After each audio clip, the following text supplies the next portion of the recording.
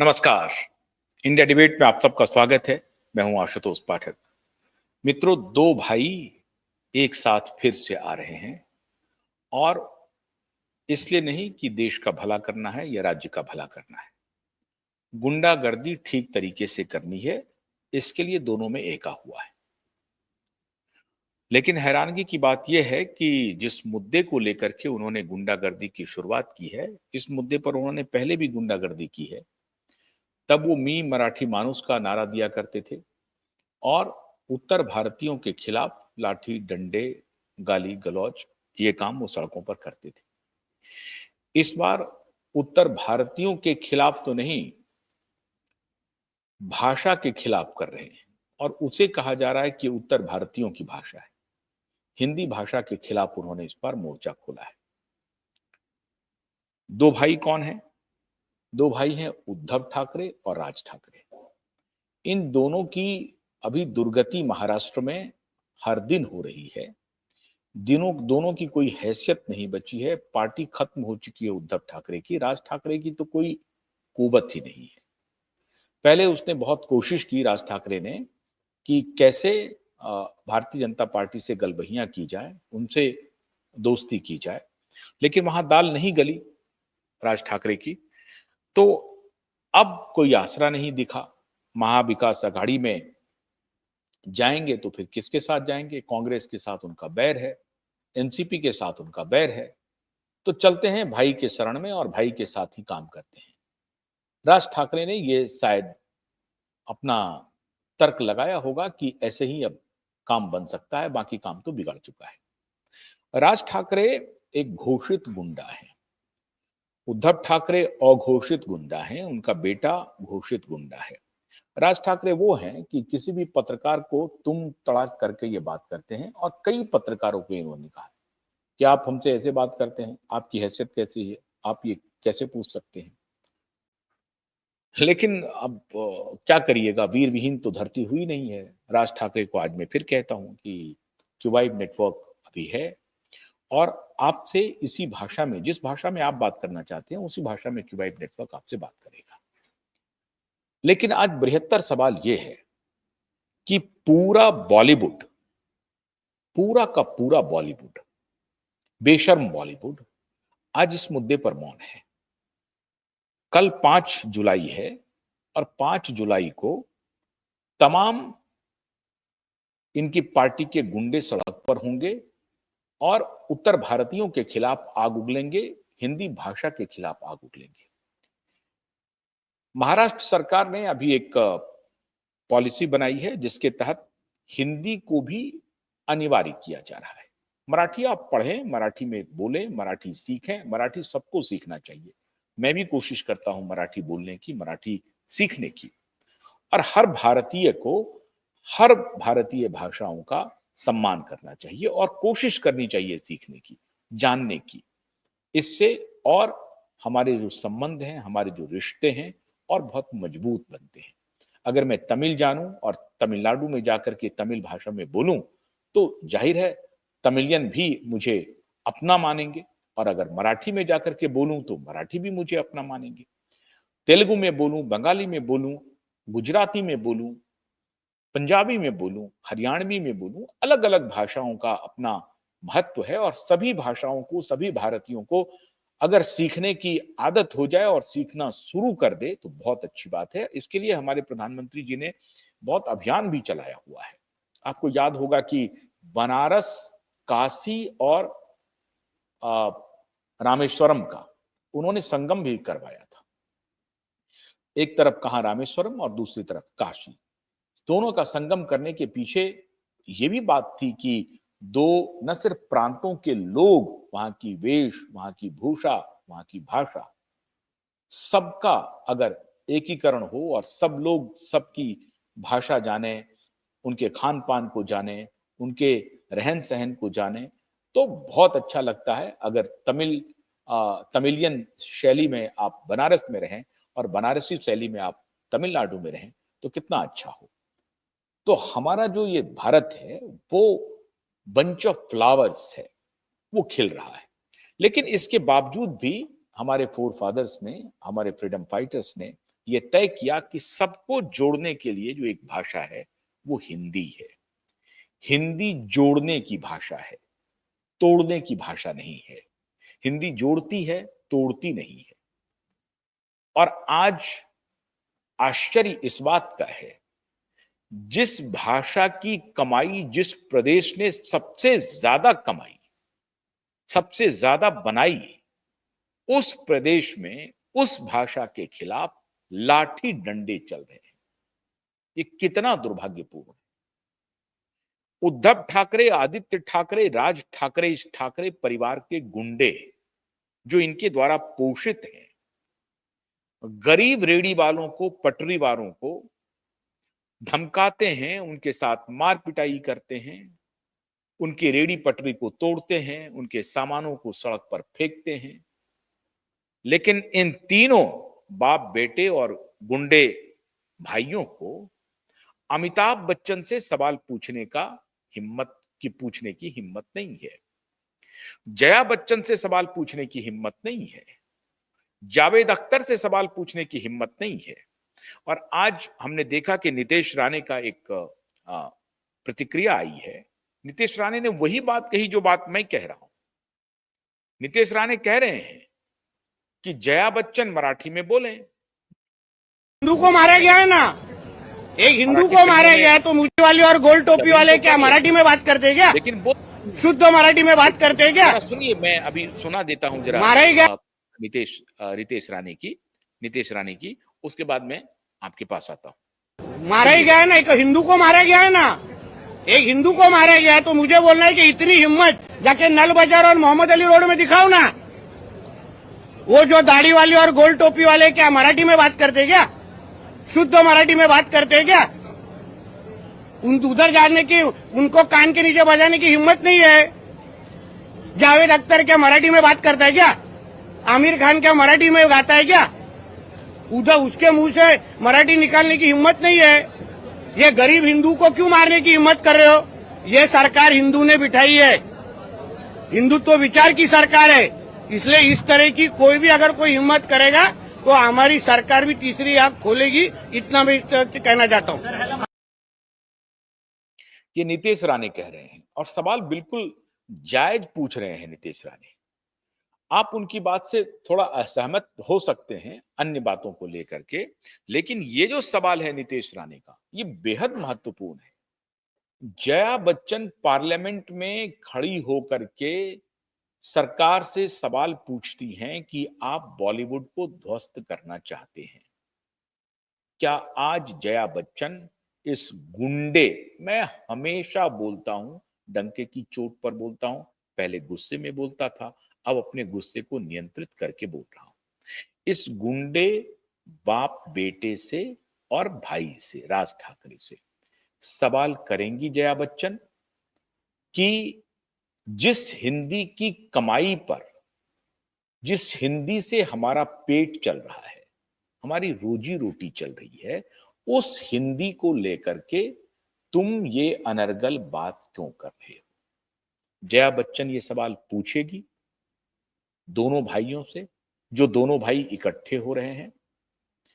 असल में बाढ़ आ गई है। बाढ़ किस बात की यही है क्योंकि भतीजा अभी जेल जाएगा और भाई भी जेल जाएगा। तो राज ठाकरे को लग रहा है कि अभी शिवसेना उद्धव के साथ थोड़ा बन जाते हैं और इस दोनों का तो काम तमाम होना है, तो फिर पार्टी पर हमारा कब्जा हो जाएगा।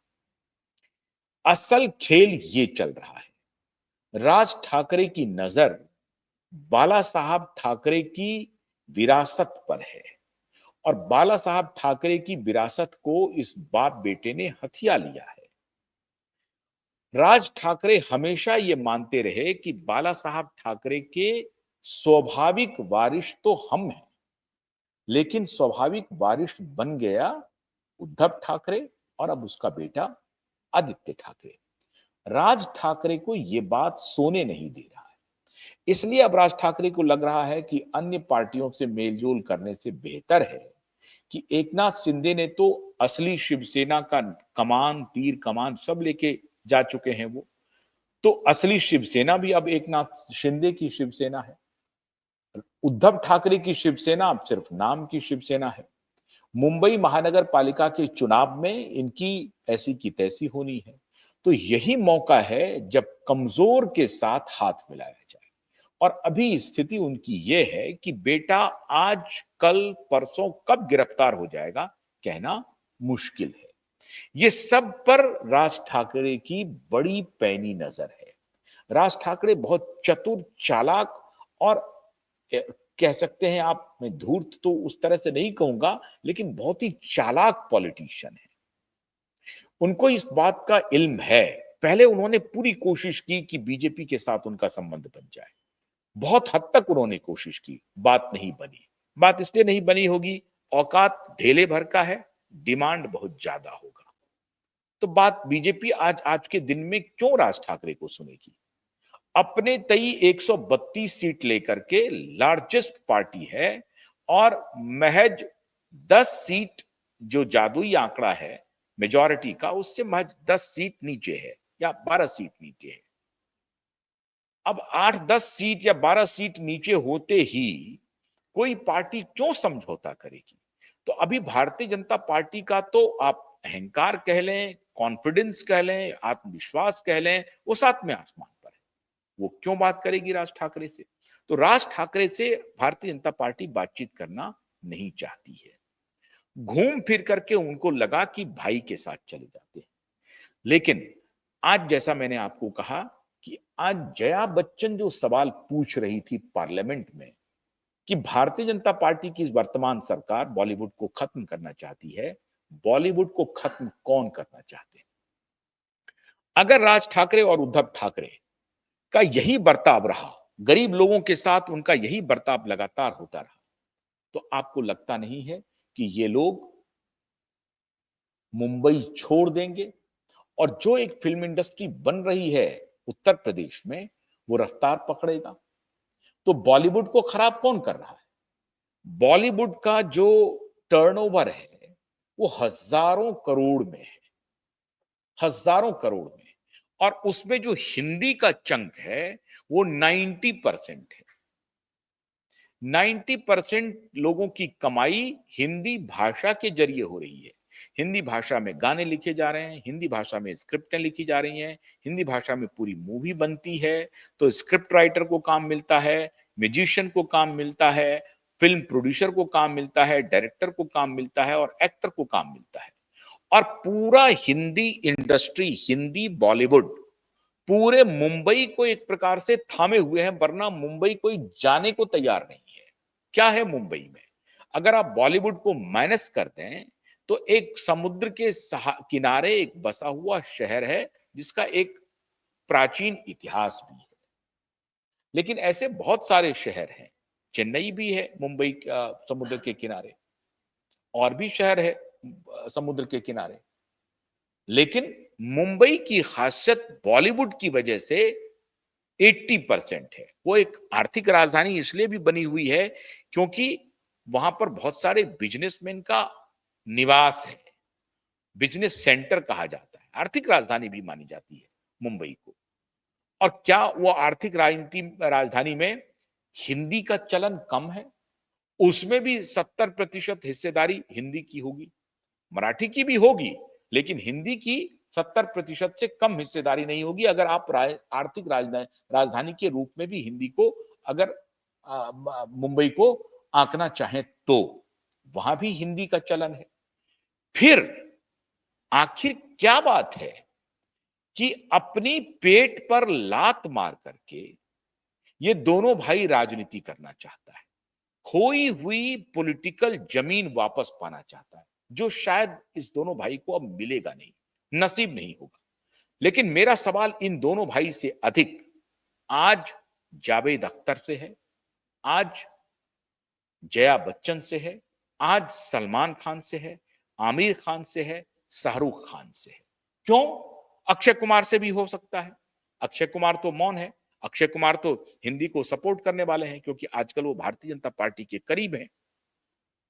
सोनू निगम और मुकेश खन्ना से अगर आप बात करेंगे तो कहेंगे कि नहीं, हिंदी का चलन ही होना चाहिए। लेकिन जो महाविकास, जो परंपरागत रूप से भारतीय जनता पार्टी के दुश्मन हैं, ऊपर से चाहे कुछ भी कह लें, लिरिसिस्ट हों, राइटर हों, म्यूजिक डायरेक्टर हों, एक्टर हों, इन सब ये अंदर से जो दक्षिणपंथी पार्टी जिसको आप कहते हैं भारतीय जनता पार्टी, वो आप दक्षिण कहें, वाम कहें, मैं ऐसा नहीं कहता हूं, लेकिन एक राइटियसनेस के साथ जो पार्टी मान लीजिए अपने को दावा करती है, उसके विरोध में ये सारे कैरेक्टर हैं जिनका मैंने नाम लिया। जया बच्चन तो समाजवादी पार्टी की सांसद हैं और जावेद अख्तर तो कह रहे हैं कि आप चाहते हैं कि हमारे बाग में यकरंगी फूल हो जाए। तो यकरंगी फूल नहीं चाहते हैं जावेद अख्तर, सभी तरह के फूल चाहते हैं। तो मैं आज जावेद अख्तर से पूछना चाहता हूं कि आपके बाग में यकरंगी फूल बनाने की कोशिश ये गुंडे दोनों भाई कर रहे हैं, आपके मुंह में पान चला गया है या दही जम गई है? आप क्यों नहीं कुछ सवाल कर रहे हैं माननीय जावेद अख्तर जी, उनके बेटे जी? कोई नहीं, कोई सवाल नहीं। यही बात अगर भारतीय जनता पार्टी कर रही होती, इस तरह से सड़क पर उतर करके डंडे बरसा रही होती, रेड़ी पटरी वालों के सामान को पलट रही होती, मारपीट कर रही होती, तो ये लोग आज देश भर में घूम घूम करके कहते कि इस देश में फासिज्म आ गया, फासिस्टों ने कब्जा कर लिया, ये देश रहने लायक नहीं है। आज आमिर खान अपनी पुरानी पत्नी के साथ, पुरानी मतलब एक्स, ओल्ड एक्स पत्नी के साथ आज उनको मुंबई में डर नहीं लग रहा है, क्योंकि हिंदी न बोलने वालों पर अटैक हो रहा है। हालांकि इन दोनों भाइयों की औकात नहीं है कि आमिर खान पर जाकर के अटैक करें या जावेद अख्तर पर अटैक करें, इनकी औकात नहीं है। सलमान खान से जाकर के पूछे। लेकिन ये अटैक कहां कर रहे हैं? वो गरीब रेड़ी पटरी वाले से, जो खुद बेचारे हालात के मारे हैं, खुद अपना प्रदेश छोड़ करके वहां पर आज सब्जी बेच रहे हैं, उनको मार रहे हैं।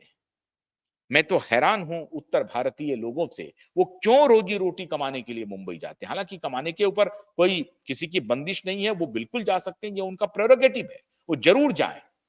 लेकिन उनके प्रदेश में उनको रोजगार नहीं मिल रहा है, ये बहुत दुर्भाग्यपूर्ण है। खासतौर से यूपी बिहार के लोग अगर जाते हैं मुंबई और वही जाकर के वहीं सब्जी बेचते हैं, हो सकता है उनको फायदा वहां पर अधिक हो रहा हो, इसलिए वो जाते हैं। लेकिन उत्तर प्रदेश और बिहार के राजनेताओं को ये सबक लेना चाहिए कि उनके राज्य के लोगों के साथ मुंबई में मारपीट हो रही है और ये दोनों गुंडे भाई सड़क पर उतर करके मारपीट कर रहे हैं। कल फिर मारपीट करेंगे, कल 5 जुलाई है, कल इन्होंने आंदोलन का कॉल दिया है।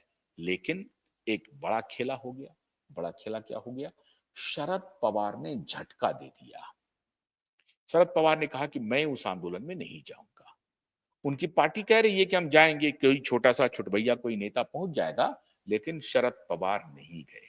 अब आप सोचिए, अभी कुछ दिन पहले मराठी भाषा के सम्मान में दिल्ली में बड़ा कार्यक्रम किया और प्रधानमंत्री मोदी को पुरस्कृत किया।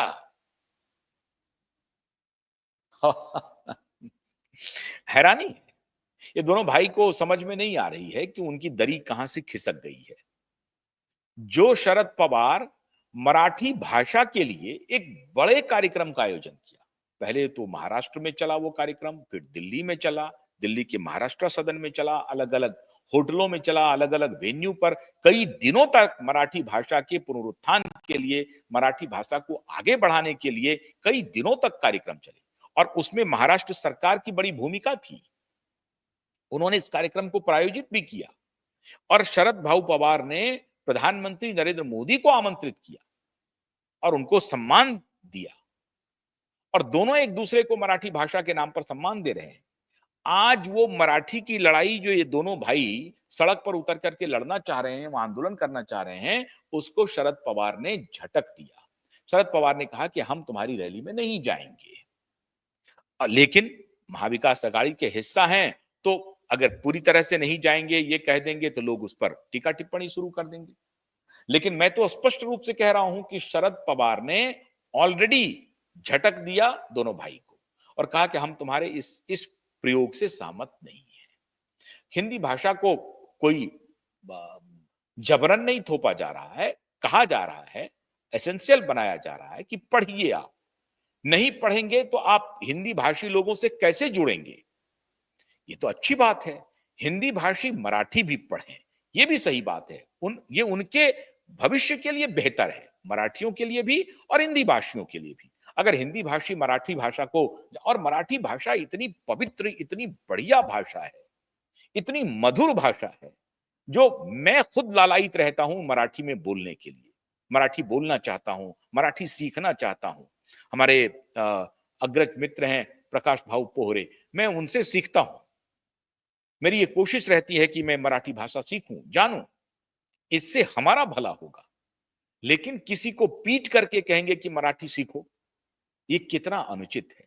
और वो गरीब आदमी जो बेचारा खुद अब आलू गोभी बेचने पर मजबूर है, वो बेच करके अपनी जिंदगी चला रहा है, उस पर, मतलब निर्बल पर आप अपनी नाराजगी, अपना गुस्सा निकाल रहे हैं। ये गुंडागर्दी नहीं है तो और क्या है? अगर हिम्मत है राज ठाकरे और उद्धव ठाकरे, तो जाइए और अख्तर साहब के घर पे जाकर के बवाल मचाइए। अमिताभ बच्चन के बंगले के बाहर बवाल मचाइए। जया बच्चन से पूछिए कि आपने सदन में ये क्यों नहीं पूछा है कि हर वहां पर हिंदी भाषा नहीं चलेगी। आप पूछिए जया बच्चन को, बोलिए कि पार्लियामेंट में जया बच्चन ये सवाल करें कि आप हिंदी मत थोपिए। हिम्मत नहीं है उनको। क्यों? उसी हिंदी की रोटी खा रही है जया बच्चन। और कमाल की बात है, अमिताभ बच्चन और जया बच्चन, अमिताभ बच्चन के पिताजी और सपा सांसद जया बच्चन के ससुर जी, हिंदी के मूर्धन्य साहित्यकार, कवि, मूर्धन्य कवि रहे। और बैर कराते मंदिर मस्जिद, मेल कराती मधुशाला, ये लिखने वाले हैं। ऐसे मूर्धन्य कवि हैं। हिंदी के कवि, मराठी के कवि नहीं थे। आखिरी समय में वो मुंबई में ही निवास करते थे। तो इन दोनों भाइयों की औकात नहीं है कि सपा सांसद से ये जाकर के सवाल पूछें कि हिंदी के बारे में आप अपनी राय मत थोपिए, ये पार्लियामेंट में बोलें। इनकी औकात नहीं है। इसलिए मैं मित्रों कह रहा हूं बार बार, इन दोनों भाइयों को गुंडा, इनके बेटे को गुंडा, क्योंकि ये गरीबों पर अत्याचार कर रहे हैं, जो मजबूर हैं, जो बेसहारा हैं, उनको मारते हैं, उनको पीटते हैं। इनकी हिम्मत नहीं है बड़े लोगों से टकराने की, जो हिंदी की रोटी खा रहे हैं उनके खिलाफ बोलने की। ऐसे बेशर्म भाइयों को मुंबई कर, मैं आपसे अनुरोध करता हूं, इनको इनकी औकात दिखाइए। ये आदित्य ठाकरे को जेल जाने से और उद्धव ठाकरे को भी जेल जाने से बचाने के लिए दोनों, वो कहते हैं ना, बाढ़ आया है ना तो बंदर और सांप एक ही जगह, कुत्ते सांप सब जो एक दूसरे के दुश्मन हैं, वो सब एक साथ अभी आ गए हैं, क्योंकि अभी बाढ़ में ये डूबने वाले हैं। सत्य और न्याय की जो बाढ़ चली है, उसमें ये दोनों बाप बेटे डूबने वाले हैं। तो भाई को लगा कि यही मौका है कि साथ मिलकर के इनकी विरासत पर कब्जा किया जाए। ये लड़ाई विरासत को कब्जे की है और बहाना बना रहे हैं हिंदी का। मैं मराठी भाइयों बहनों से अनुरोध करता हूं कि इन दोनों भाइयों की चाल में नहीं आना है। ये बेईमान हैं, धूर्त हैं, भ्रष्ट हैं, अनैतिक हैं। ये आपका सिंबल नहीं हो सकते। मराठी भाषा, मराठी का सम्मान पूरा देश करता है और पूरा देश झुककर नमन करता है। मराठी हमारे भाई बहनों का, मराठी हमारे पूर्वजों का जो बलिदान है देश के लिए, वो देश कभी उसके ऋण को चुका नहीं पाएगा। अकेला शिवाजी महाराज को ऋण को हम नहीं चुका पाएंगे। और भूषण की बड़ी कविता है खड़ी बोली वे, शिवाजी महाराज पर। तो भूषण की कविता याद कीजिए, को पढ़िए, फिर आपको लगेगा हिंदी में क्या क्या कहा गया है शिवाजी महाराज पर। तो छत्रपति शिवाजी महाराज को पूरे देश में अगर पहचान दिलानी है, तो थोड़ा मराठी से आगे आकर के हिंदी भाषा में, अन्य भाषाओं में भी हम पढ़ें। मराठी का सम्मान किसी भी सूरत में कम नहीं होना चाहिए। लेकिन हिंदी का भी अपमान करने की आवश्यकता नहीं है। ये दोनों भाई हमारे मराठी भाई बहनों को उकसाने की कोशिश कर रहे हैं। मैं आपसे अनुरोध कर रहा हूं कि दोनों शियार को पहचानिए। ये दोनों शियार हैं जो शेर की भेष में बाहर आ रहे हैं। ये हैं शियार, शियार की खाल में ये बाहर आ रहे हैं। इनको पहचानिए और इन्हें इनकी औकात दिखाइए। और बॉलीवुड वाले थोड़ा बेशर्मी से बाहर आकर के थोड़ा कुछ तो इज्जत रखो, कुछ तो करो, कुछ तो बोलो कि केवल मोदी पर बोलोगे। फासिस्ट कौन है अभी? बोलो कुछ, बोलो। शुक्रिया। नमस्कार।